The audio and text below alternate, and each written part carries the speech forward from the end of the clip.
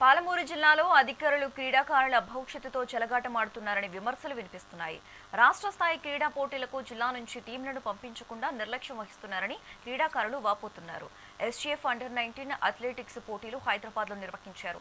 ఈ పోటీలకు ఉమ్మడి మహబూబ్ నగర్ జిల్లా నుంచి అధికారులు ఏ ఒక్క క్రీడాకారులను పంపించలేదు. దీంతో అధికారుల తీరుపై క్రీడాకారులు అసహనం వ్యక్తం చేస్తున్నారు.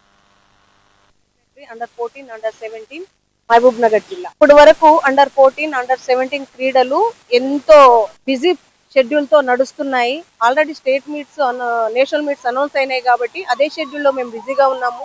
అండర్-19 యొక్క పరిస్థితి ఎలా ఉంది అని అంటే, ఇంటర్మీడియట్ లో ఆడేటటువంటి క్రీడాకారులందరూ అండర్-14, అండర్-17 నుంచి అండర్-19 లోకి వెళ్ళేటటువంటి క్రీడాకారులు ఉంటారు.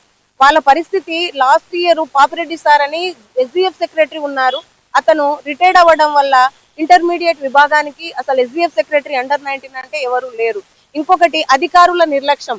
రిటైర్మెంట్ అయిన తర్వాత అధికారులు ఎవరైనా సరే దాని బాధ్యతగా తీసుకొని ఒక ఎస్జీఎఫ్ సెక్రటరీని వాళ్ళు నిర్ణయించుకోవాలి. ఆ బాధ్యత అనేది ఎవరికి ఇవ్వకపోవడం వల్ల ఈ రోజు అండర్-19 పిల్లలంతా నిన్న SGF under-19 athletics gymkhana grounds లో జరగడం అయ్యింది. 5th నుంచి అండర్-19 ఎస్జీఎఫ్ అథ్లెటిక్స్ స్టార్ట్ అయినాయి. అక్కడ దాంట్లో మన ఉమ్మడి జిల్లా నుంచి క్రీడాకారులు ఎవరు కూడా పార్టిసిపేషన్ చేయలేదు. ఎందుకు అంటే అండర్-19 ఎస్జీఎఫ్ సెక్రటరీ లేరు కాబట్టి. అదే లేదు అని అంటే ఒక సబ్జెక్ట్ టీచర్ లేనప్పుడు డిఐఓలు కానీ అధికారులు ఎంత బాధ్యత వహిస్తారో ఈ ఎస్జీఎఫ్ సెక్రటరీకి కూడా అంతే బాధ్యత వహించాలి. ఇంకొకటి అక్కడ వాళ్ళ నిర్లక్ష్యం వల్ల ఏమైందంటే ఎస్జీఎఫ్ గేమ్స్ స్టార్ట్ అయ్యి దాదాపు 3 months అవుతుంది. 3 months నుంచి అన్ని ఈవెంట్స్ జరుగుతున్నాయి. కానీ ఒక్కొక్క ఈవెంట్ కి చేయాలి అంటే అండర్-19 ఒక ఎస్జీఎఫ్ సెక్రటరీ సపరేట్ గా అండర్-19 ఒక సెక్రటరీ అవసరం.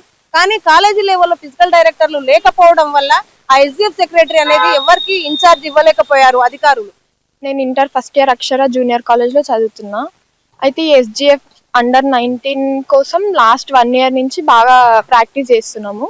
ఇప్పుడు ఆ ప్రాక్టీస్ అంతా వేస్ట్ అయిపోయింది. మొన్న 5th, 6th దాంట్లో స్టేట్ మీట్ అయిపోయింది మొత్తం. మాకు ముందే ఇన్ఫర్మేషన్ ఇవ్వలేదు. నిన్న వచ్చి కనుక్కున్నాం అనమాట సార్ని అయిపోయింది అని అన్నారు. మాకు మినిమం ఇన్ఫర్మేషన్ కూడా ఇవ్వలేదు. ఎందుకు అని చెప్పి డిఐఓ మ్యామ్ దగ్గరికి వెళ్తే మాకు అలాంటి సర్క్యులర్ అలాంటివి ఏం రాలేదు అని చెప్పింది. నోటీస్ ఇచ్చింది. ఇట్లా చేస్తే మాలాంటి వాళ్ళు మొత్తం లాస్ అయిపోతారు కదా.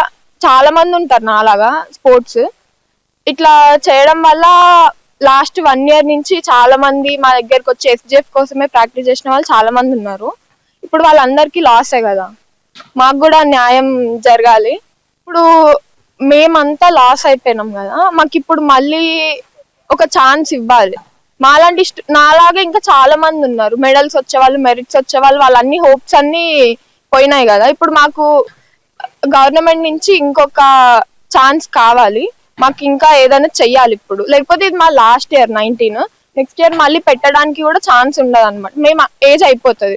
సో మాకు ఇప్పుడు ఎట్లనన్నా చేసి న్యాయం చేయాలి. ఈ హెచ్జిఎఫ్ గేమ్స్ ప్రతి ఇయర్ ఒకసారి జరుగుతాయి. ఈ అండర్-19 కాలేజ్ వాళ్ళు అంటే ఇంటర్ బోర్డు వాళ్ళు నిర్వహించాలి. మన ఉమ్మడి మహబూబ్ నగర్కి వెళ్ళి దురదృష్టం ఏంటంటే ఆల్రెడీ మొన్న 5-6 తారీఖులలో స్టేట్లు జింకానా గ్రౌండ్ లో ఆల్రెడీ స్టేట్ గేమ్స్ అయిపోయినాయి. కానీ ఉమ్మడి మహబూబ్ నగర్ జిల్లాకు మనకి ఇంత కూడా సమాచారం లేదు. దాదాపుగా ఇక్కడ ఒక స్పోర్ట్స్ చైర్మన్ గారు ఉన్నారు, ఒక మంత్రి గారు ఉన్నారు, స్పోర్ట్స్ మంత్రి గారు ఉన్నారు, ఒక ఉమ్మడి జిల్లా ముఖ్యమంత్రి గారు ఉన్నారు.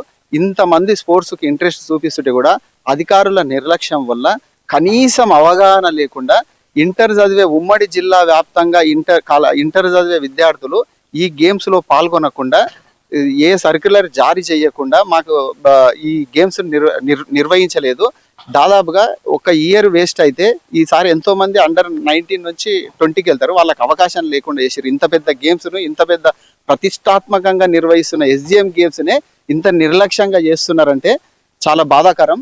దీంట్లో మా పాప కూడా దాంట్లో బాధితురాలే. దాదాపుగా సంవత్సరం నుంచి ఎస్జీఎం గేమ్స్ కోసం సీరియస్ గా కష్టపడే టైంలో కనీస సమాచారం లేకుండా రాష్ట్ర స్థాయిలోనే అయిపోయినాక కూడా నేను నిన్న అంతా మన ఇంటర్ బోర్డు మేడం దానికి వెళ్ళి ఏంది మేడం అంటే మాకు ఎలాంటి సమాచారం లేదు, ఎలాంటి సర్క్యులర్ రాలేదు అని చెప్పేసి ఈ విధంగా వాళ్ళు మాకు లెటర్ గా రాసిస్తున్నారు. మీరు ఏదన్నా చేసుకోరని లెటర్ గా రాసిస్తున్నారు.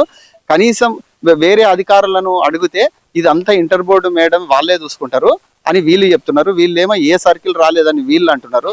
మరి ఇదంతా ఎవరి నిర్లక్ష్యం? నమస్తే.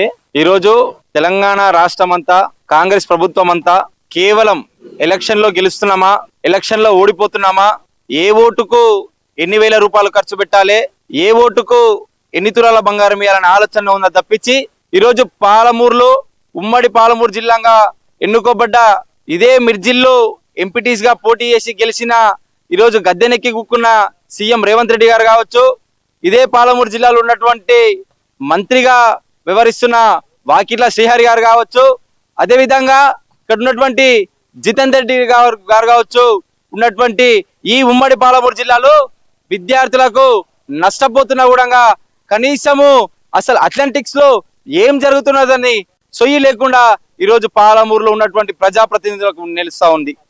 నిన్నగాక మొన్న జరిగినటువంటి అండర్-19 అథ్లెటిక్స్ గేమ్ లో కనీసం ఇన్ఫర్మేషన్ లేకుండా అసలు అథ్లెటిక్స్ ఎవరు నిర్వహిస్తుర్రు, ఎవరు నిర్వహించాలి, ఆ సమాచారం అనేది కింది స్థాయి వరకు ఉన్నదా లేదా అనేది కూడా ఒక సొయ్యి లేకుండా ఈరోజు పాలమూరులో ప్రజాప్రతినిధులు పనిచేస్తా ఉన్నారు. మీరు కేవలం జూబ్లీస్ ఎలక్షన్ లో గెలుస్తున్నామా ఓడుతున్నామా శ్రద్ధ పెడతా ఉన్నారు, కానీ మా పాలమూరులో ఉన్నటువంటి విద్యార్థులకు న్యాయం జరుగుతుందా లేదా, మా పాలమూరులో ఉన్నటువంటి ప్రతిభని రాష్ట్ర స్థాయి వరకు తీసుకుపోతున్నా లేదా అని చెప్పేసి ఈరోజు నేను అడుగుతా ఉన్నాను. నమస్తే. ఈరోజు